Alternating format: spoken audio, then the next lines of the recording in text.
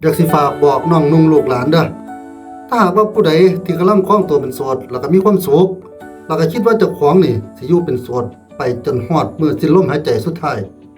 แสดงว่าเจ้านั้นกำลังทำลายมวลมนุษยชาติแสดงว่าเจ้านั้นกำลังทรยศต่อมนุษย์บ่ยอมเผยแพร่บ่ยอมขยายเผ่าพันธุ์บ่ยอมสืบต่อซึ่งเผ่าพันธุ์ซึ่งอาจเป็นเหตุให้หมู่เฮานั้นสูญพันธุ์ไปก็ได้บาปนี้ใหญ่หลวงนักมันจะทำให้เจ้านั้นตกนรกหมกไหม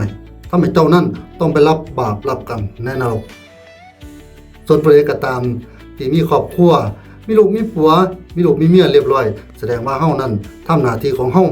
บ่ต้องย่านตกนรกเพราะว่าตอนนี้เฮาอยู่ในนั้นแล้ว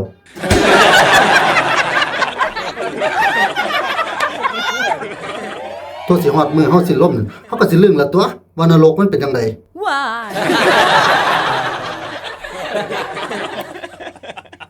บ่ต้องย่านเด้อให้เฮาสบายใจรอดจังไดก็บ่ลืมนี่ดอกนรกก็ได้